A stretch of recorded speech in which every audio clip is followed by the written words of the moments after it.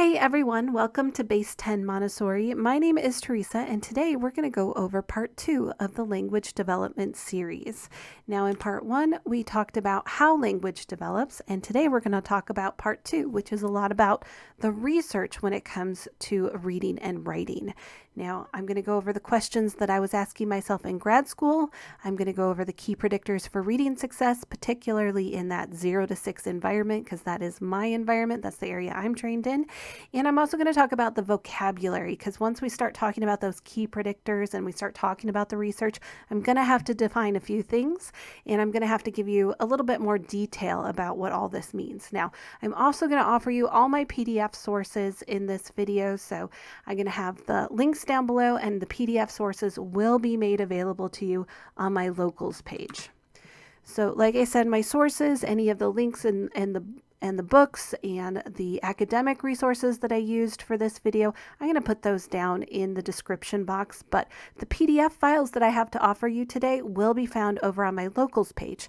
My locals page is montessoriforeveryone.locals.com. Many people on locals have a subscription fee to access any of those things. I do not. I don't have a subscription fee, so if you sign up and you subscribe to my channel over on locals, I will upload these PDF files and you will have access to them for free. Now, with that being said, let's talk a little bit about research. Now, when I was in grad school, I had to ask myself several questions when it came to reading and writing. And the reason why I'm asking myself these questions is because I saw a lot of things going on in the reading and writing area of the classroom.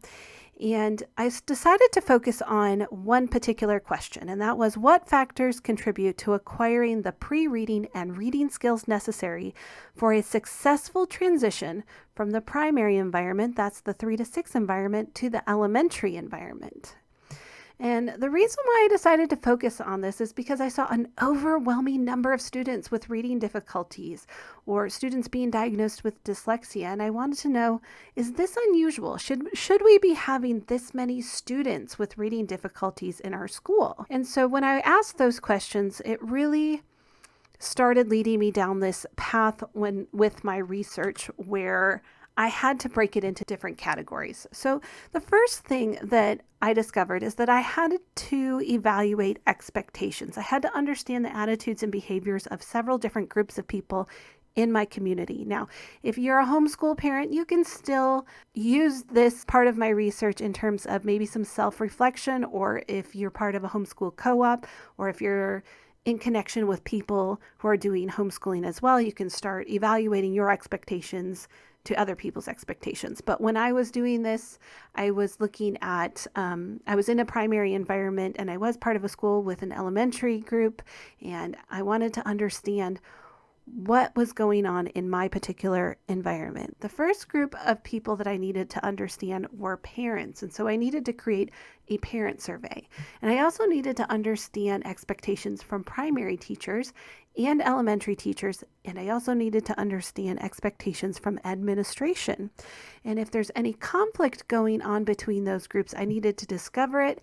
And I also needed to understand the difference between children struggling with reading and writing because they have a disability, or we have different expectations at different levels and we're not all communicating about our expectations. So that's where I started with my research. So I developed different surveys depending on which group I was evaluating. So one group, like I said, was parents. And so I developed a parent survey, and an example of some of the questions I asked in that survey is, in your opinion, how important is it for a child to know the names of letters by the time they get to kindergarten? And this has to do a lot with the key predictors that I discovered through my research as well. So alphabetic awareness is a key predictor. And so understanding how important this key predictor is to parents, and then also understanding that how important it is to primary teachers, elementary teachers, and administration were different ways I could evaluate my key predictors and understand the value that they had in the different groups of people that I had categorized. Now, another question might be, how important is it for your child to know the sounds of letters by kindergarten? And so understanding how parents felt about that and how primary teachers felt about that, elementary, and so forth, we can start to see, I have this expectation for the child to know this by this age.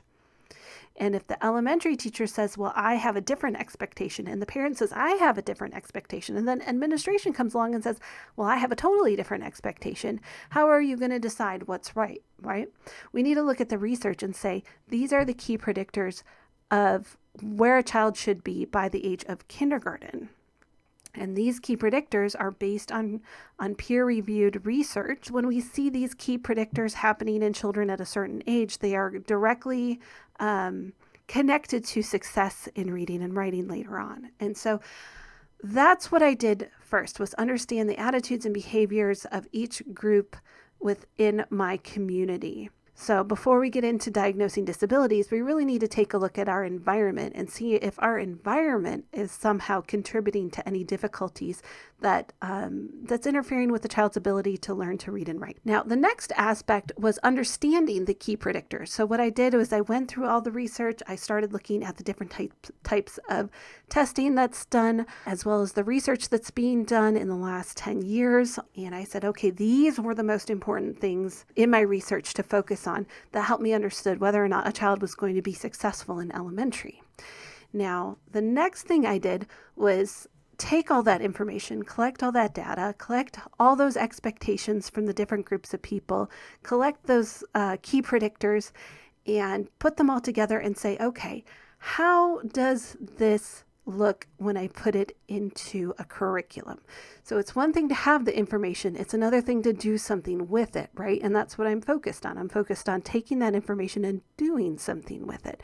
And so I wanted to create some tools for myself that take those key predictors and integrate them into my Montessori album so that I could evaluate whether or not I'm missing any key predictors in my lessons, and also how to evaluate if a student is struggling with one of those key predictors in my album. Now, I also created some other PDFs that are helpful for people who are not Montessori teachers, and I'll show you those when we get to them. But again, all these PDFs will be available on the Locals community. So what are those key predictors for reading success that I found in my research? Well, the first category is a really big category, and I'm going to break this down a little bit later, and it's phonological awareness and phonemic awareness. And like I said, we're going to go over that a little bit more later on so that you can understand what that is specifically talking about. So the next key predictor is the sound-symbol relationship, and this is also known as phonics, right? The fact that we can make a sound and we can symbolize it through the letter system. That's phonics, the sound-symbol relationship. The other thing that's an important key predictor is working memory, and we're going to get into working memory in this video as well. So if you're interested in that, I will have a lot of resources in this video. The next key predictor is a really long term. It's rapid automatized naming, or RAN, as I prefer to call it, because it's a really long name. And I'll explain that in detail in this video as well. And then there's alphabetical awareness and letter knowledge. And this is something parents tend to do a lot of at home.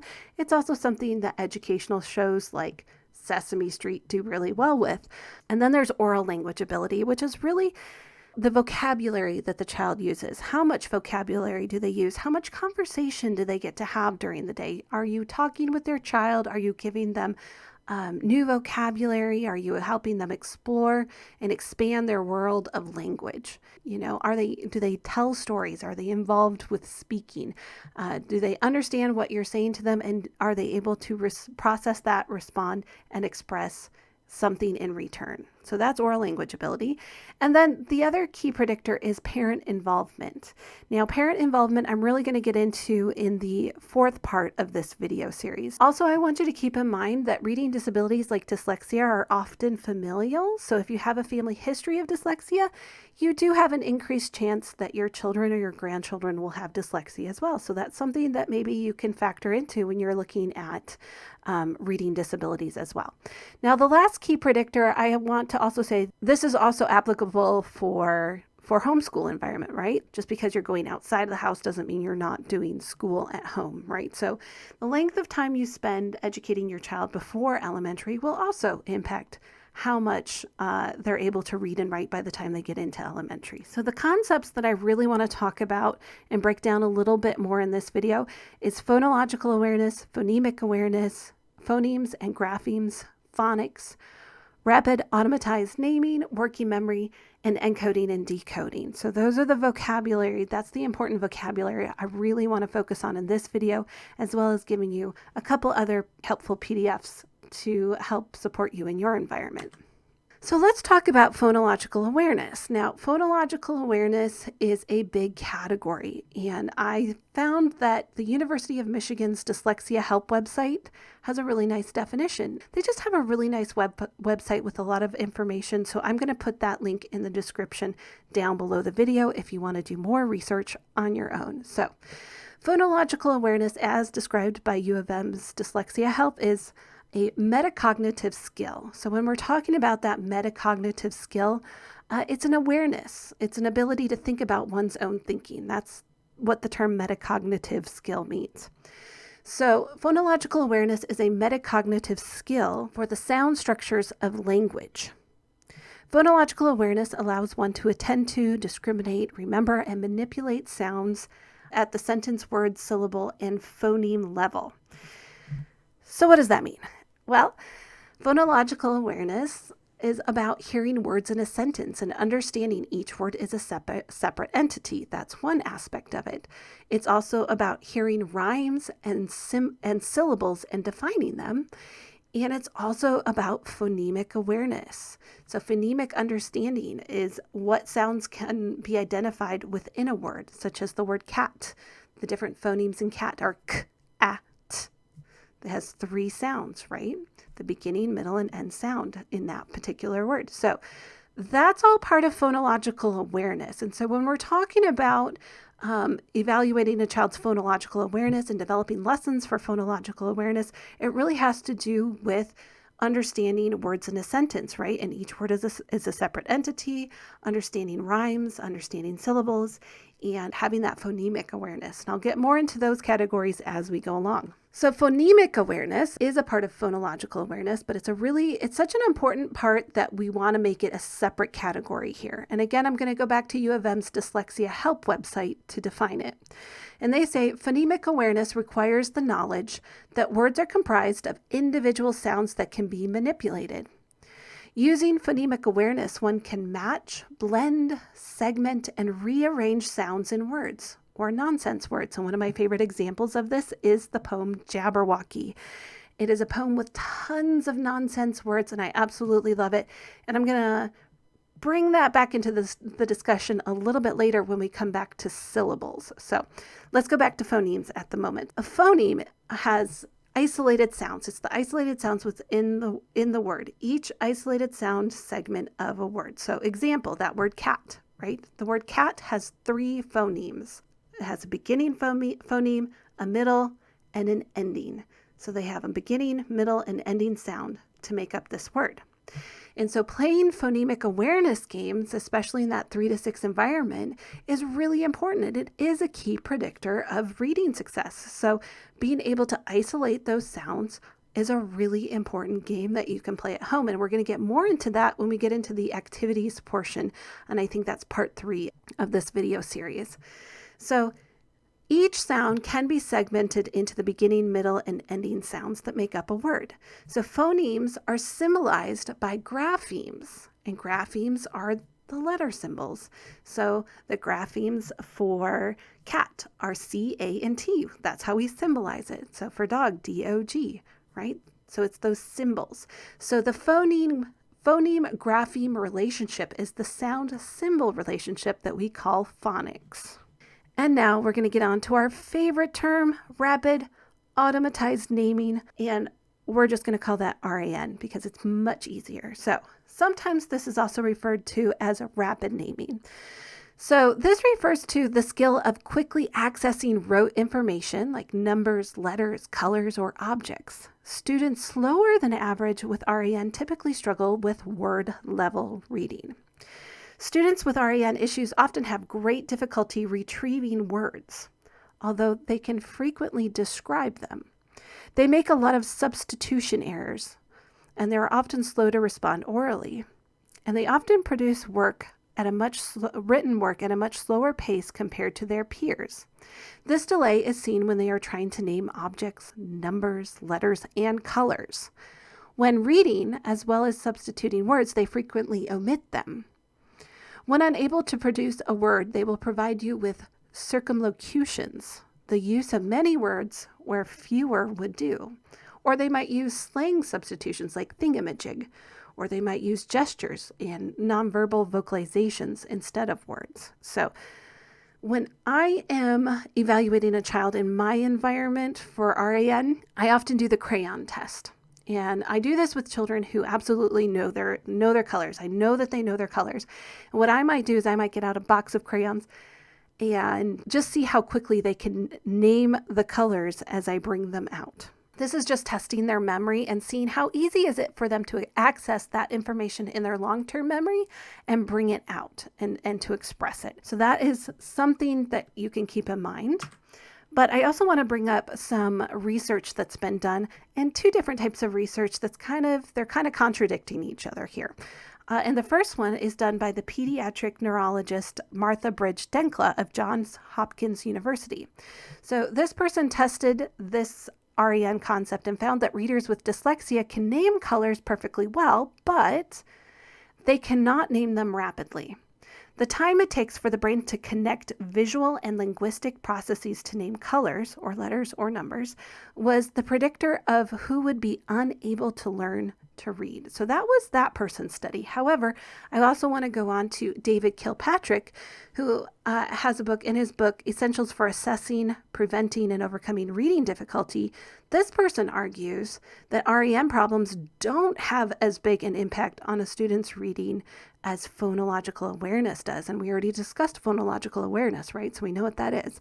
And he quotes studies that have shown that students with an REN deficit alone and no phonological awareness deficits have reading difficulties that are generally milder than those with phonological awareness deficits.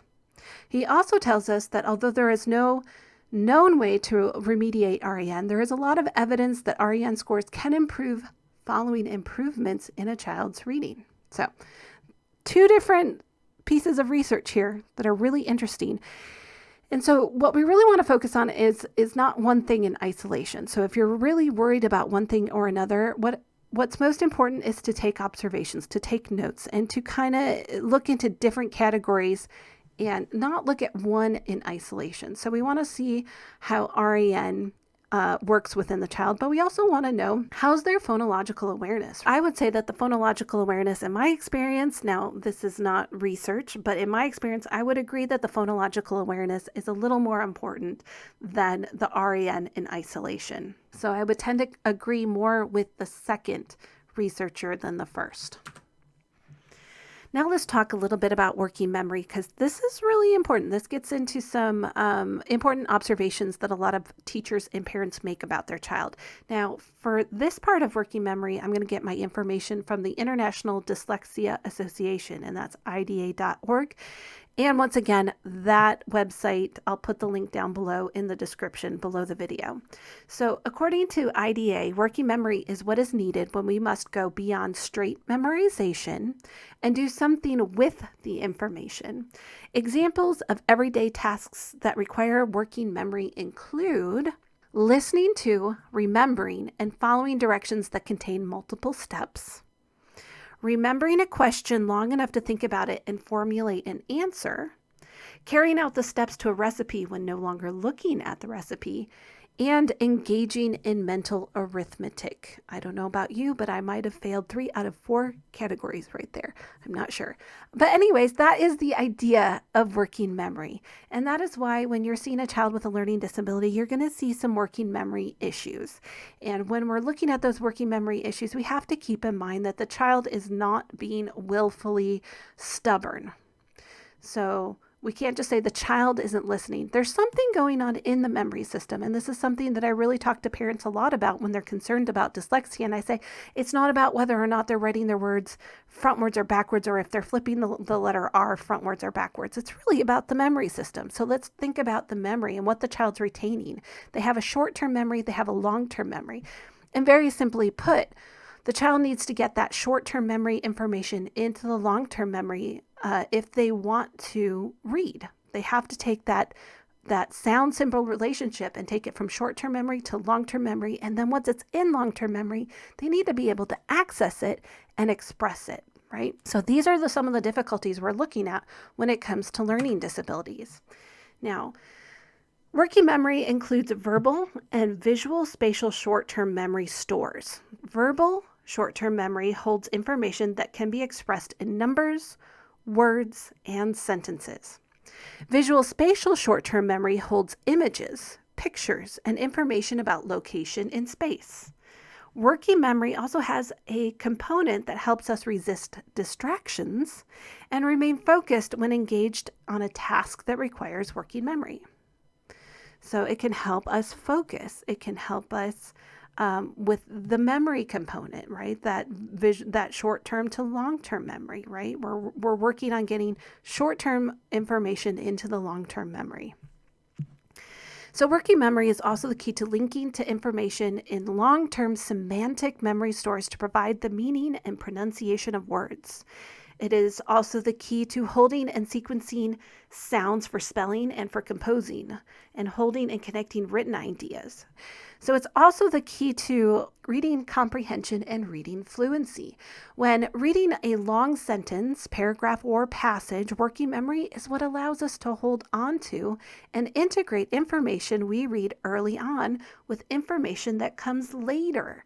Students with strong decoding skills, decoding is reading skills, strong reading skills, but weak working memories often comment that they can't remember anything from a page that they just read. If that sounds familiar, then it might be a working memory issue.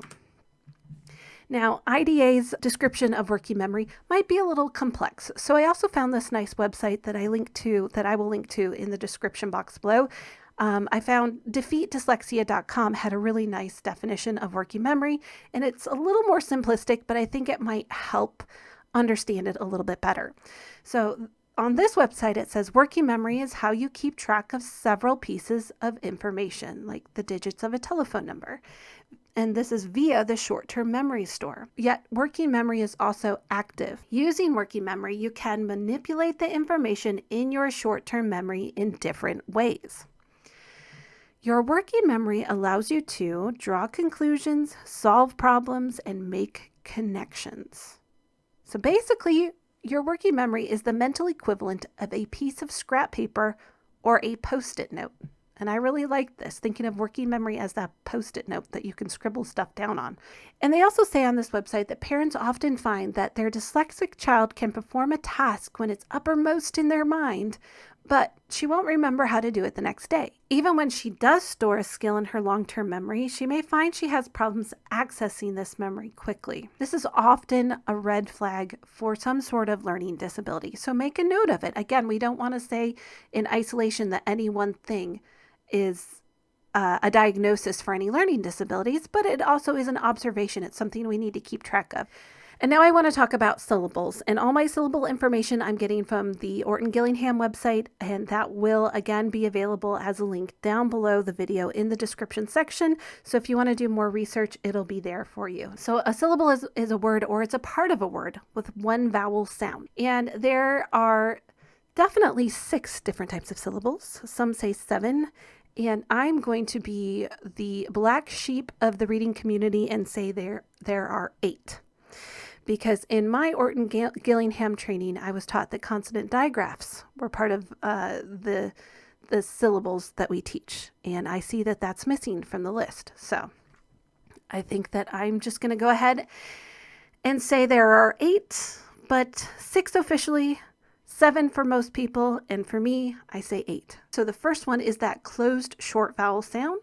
For example, cat, 1 syllable. And then there's the open long vowel syllable, which is, for example, me, M-E. The E says its own name. It's a long vowel, and there's no consonant on the end to stop it. Then there is the vowel consonant E. I call this the silent E.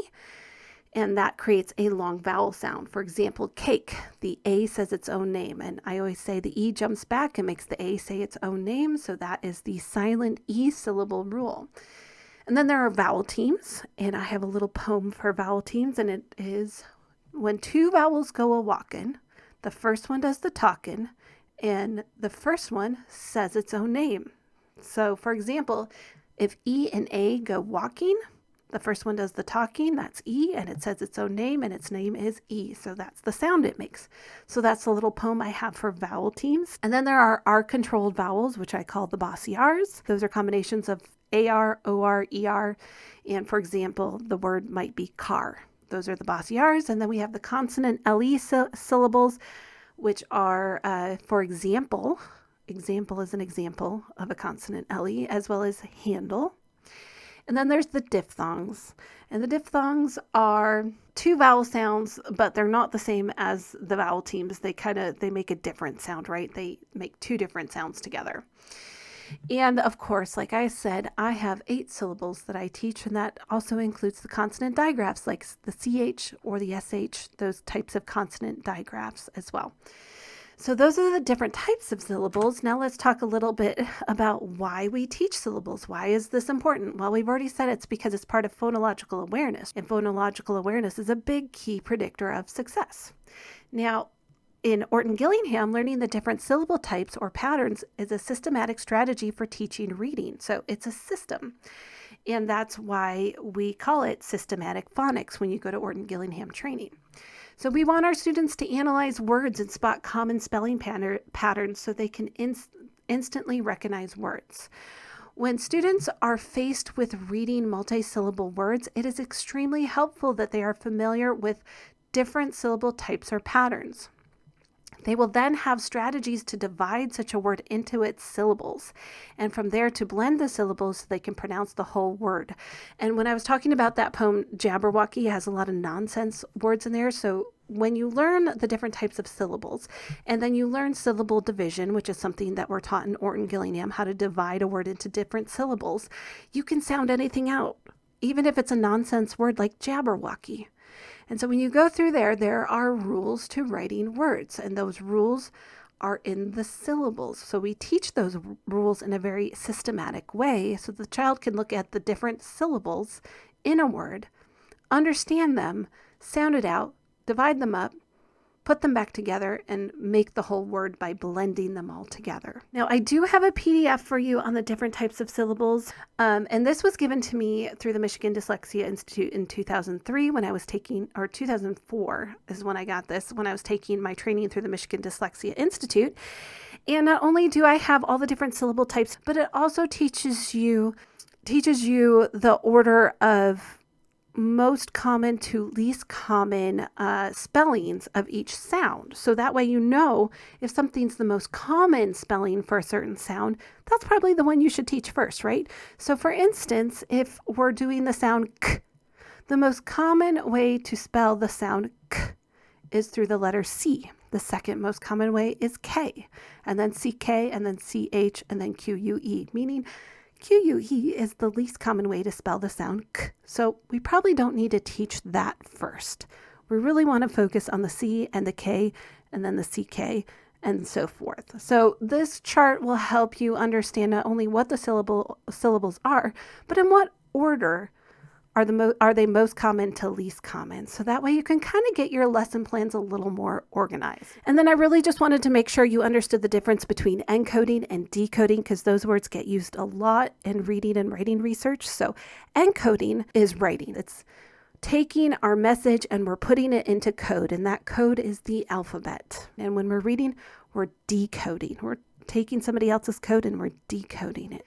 So I talked a lot about the vocabulary. I broke down those concepts that are key predictors. Now we really want to talk very quickly about interventions, but I will do more when it comes to part 3 and 4 with interventions. So this is just going to be a little bit of an overview from my research. Now, the interventions I looked at for my research were web coaching, parent involvement, one-to-one tutoring, and small group interventions.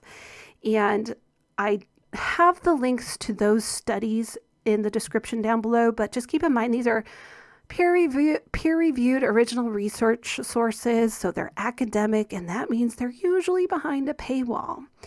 And so unless you're a student or a professor or somebody who has access to these academic journals and these academic papers, there's probably a paywall there. However, the abstracts are usually available for you to read without paying for them. So I just want you to keep that in mind, that I do have the research, but they might not be very accessible. So the reason why I looked at these types of interventions and I looked at the research with these interventions is because I really wanted to focus on things that were low cost, that did not require diagnosis and labeling for that 3 to 6 environment, because most parents in the 3 to 6 environment do not want a diagnosis. That might change, but I figured if I'm going to look at interventions, I need to do something that's actually realistic for the environment that I work in. Looking at those different types of interventions, I saw that all of them made improvements. All of them were effective in helping children improve their reading and writing skills. When I looked at this, I saw that the commonality between all of them is that a child in the 3 to 6 environment who is struggling compared to their peers, if they got extra support in one of those key predictor areas and those predictors for success, and usually that really has to go back to the phonological awareness, right? If they have the phonological awareness, and let's say they get at least 3 times a week, 10 to 15 minutes of one-to-one tutoring, small group, or even web coaching, they were shown to make a lot of improvements and to almost catch up with their peers by the end of kindergarten. Now, one thing that I did for interventions was I wanted to see how this fit in with my Montessori album. And so when I looked at these key predictors, the AMI album is not structured like this for language. It's not structured by key predictor. So I needed to go and I needed to look at all my lessons and see where these key predictors would fall. And then when I connected a key predictor to the lessons in my album, then I also needed to create an informal evaluation system of if the child was struggling in this area. I put to the right in the green here, and again, this PDF will be available for anybody on my locals page. I'm going to upload it there. What I really wanted to do in the green here was, first of all, label what area of research I was connecting it to, the questions I would ask myself, and then also how often is this occurring. And so when I'm looking at the spoken language area of my Montessori album, I want to look at conversations and storytelling as well as songs and poems. And these are lessons we do with children who first come into the classroom. And I really want to talk about and look at, is the child having difficulty rhyming? Is the child having difficulty expressing themselves? Does the child have difficulty remembering the sequence of a story?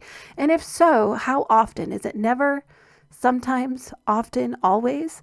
And so that's one way that I decided to connect my research to my lesson plans. And then down below, I just had my notes of, the child's age. Have they have any interventions? Another question you could potentially ask is there familial history of learning disabilities in the family? And then I wanted to make sure you had access to my dyslexia brochure that I created.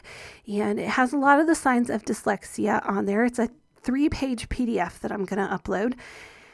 And this really is going to be focused on primary children, that 3 to 6 year old age group, because one, that's the age group that I work with, and that is the age group I'm most familiar with. But also there's another reason why I really want to focus on this age group for looking at signs of dyslexia. And that's because if we can do those low budget, efficient interventions with a child in the 3 to 6 environment, they're going to catch up within a year. If you wait for an intervention with a child who's struggling with reading difficulties, if you wait till elementary and you don't start interventions till some point in elementary, the gap between them and their peers widens.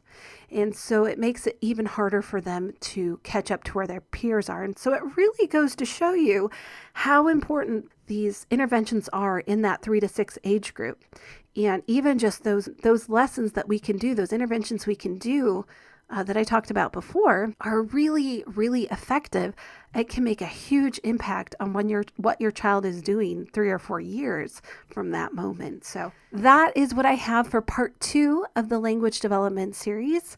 I hope that this has been useful. If you have comments or questions, just leave them down below. I'm going to work on getting all my links out to you. I'm going to work on uploading all this stuff onto Locals. And I have so much more that I would like to say, but I think this is quite enough for this moment. And then I'm going to get on to part 3, which is really focusing on a lot of the activities. And then part 4 is going to focus more on supporting parents and offering resources. So if you like what I did here today, like, share, comment, subscribe to the channel, and I will see you in the next video.